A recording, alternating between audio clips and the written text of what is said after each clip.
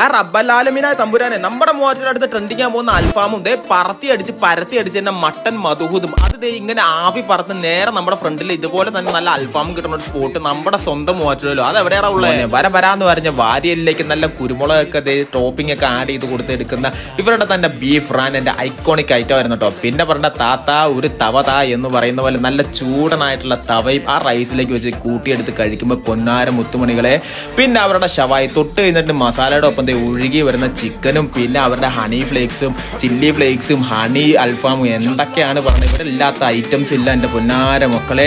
Normal ആയിട്ടുള്ള അൽഫാം മുതൽ കിടുക്കാച്ചി ആയിട്ടുള്ള നല്ല പെപ്പർ അൽഫാം, മൊഹബത്തി കൂട്ടിയ നല്ല മട്ടൻ ചാറെന്ന് പറഞ്ഞ നല്ല മൊഹബത്തി കൂട്ടിയ മട്ടൻ കൂട്ടി ഉണ്ടാക്കിയ മജ വരെ ഇളകി വരുന്ന മധുഹൂദും ഇത്രയും സോഫ്റ്റ് ആയിട്ടുള്ള മട്ടൻ പീസും കഴിച്ചവർ പറയും അടിപൊളി, കഴിച്ചുകൊണ്ടിരിക്കുന്നവർ പറയും അടിപൊളി, കഴിഞ്ഞവരും പറയും അടിപൊളി. അപ്പൊ ഷോപ്പിന്റെ ലൊക്കേഷൻ മറക്കണം, നമ്മുടെ മൂവാറ്റുപുഴ ഐസക് തിയേറ്ററിന്റെ അടുത്തുള്ള 130 ജംഗ്ഷനിലുള്ള ഖുറൈശി മന്തിയാണ് കേട്ടോ.